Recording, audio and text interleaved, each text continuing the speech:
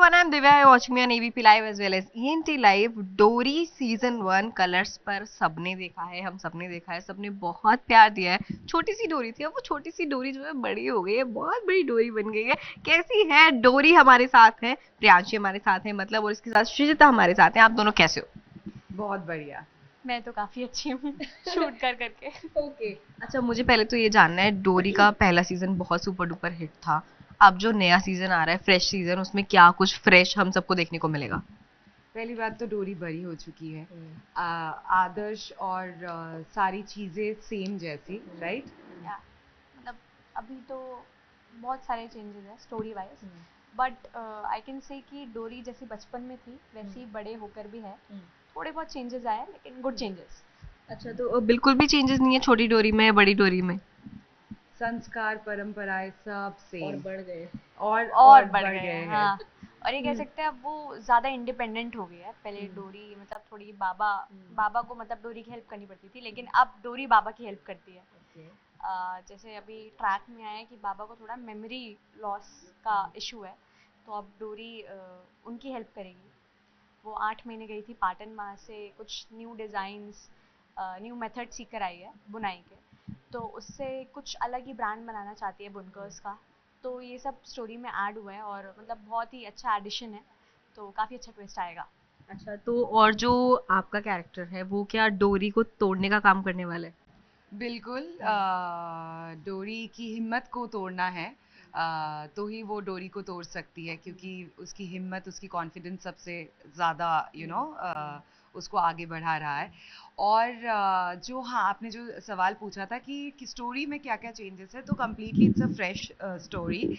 हमारी almost cast भी सारे फ्रेश है. जो ठाकुर परिवार दिखाया जा रहा है वो एक नई फैमिली है. And the story is absolutely fresh. कहानी में constantly fresh twists, fresh suspense आने वाला है. और या राजनंदिनी का जो किरदार है, she is very strong, she is very smart, intelligent, और उसको एक्चुअली डोरी के डिज़ाइंस बहुत पसंद आने लगे हैं. She is a designer and she is constantly trying to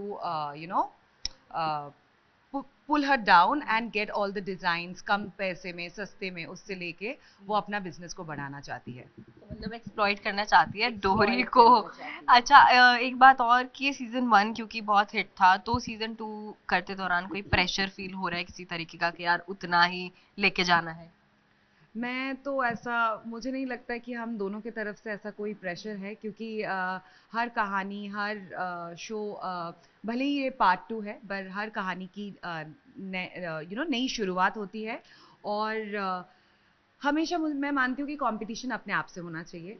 अगर आप अपने आप में सही प्ले कर रहे हो, सही तरीके से ऑडियंस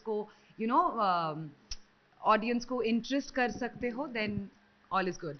बहुत करेक्ट बोला है श्री ने. और आई जस्ट से कि अगर फर्स्ट सीजन में भी मैं होती तो I would give my best, और सेकंड सीजन में भी I am giving my best. तो एज सच कोई प्रेशर तो नहीं है, बट रिस्पॉन्सिबिलिटी है. I would Exactly. से Very nicely said, yeah. Responsibility है अपने शो को अच्छे से कैरी ऑन करने की. तो हम सब वही ट्राई कर रहे हैं to give out a best of ourselves, I would say. तो डोरी बड़ी होगी तो जिम्मेदारी भी बड़ी होनी बनती है. बिल्कुल. ओके. जिम्मेदारी बहुत बड़ी बड़ी हो गई है. जिम्मेदारी और सपने इसके बड़े बड़े. अच्छा, अगर बाबा की बात करें, मतलब अमर सर की बात करें, पहली बात तो ये आप दोनों से ही सवाल है कि उनके साथ काम करना कैसा फील होता है, because he is a very senior person, बहुत सालों से बहुत बड़ा चेहरा है टेलीविजन का. I would say that I'm honored to work with him, share a screen with him, because मैंने अपनी मॉम से और जो भी सारे मेरे नानी आंटी वगैरह है, वो उन्होंने मुझे बताया कि वो उस शो में आते थे. You are like you have got such a big opportunity, and मतलब and also as a human he is a great मतलब पर्सनालिटी. मतलब उनके जैसा मैंने आज तक कोई देखा नहीं है. Is very comforting. मतलब वो कभी मुझे नर्वस फील नहीं करने देते सेट पर. मुझे पहले लगा था कि he would be really strict, और मतलब जैसे सीनियर वेटरन एक्टर्स होते हैं, but he is totally opposite. He helps me through out. जहाँ भी कहीं पर मैं स्टक होती हूँ, ही हेल्प्स मी. और वी कीप जोकिंग अराउंड, तो वो जो एटमॉस्फेयर है वो Bond बहुत लाइट रहता है हाँ। और उससे मतलब it's very easy to work with such actors, तो आई वुड से ही इज ऑसम। श्रीजेता? बिल्कुल बिल्कुल सही कहा। और डोरी के सीन्स बाबा के साथ बहुत ज़्यादा है, तो पर जितने भी मैंने सीन्स उनके साथ शूट किया है मुझे बहुत ज़्यादा कंफर्ट जोन फील हुआ।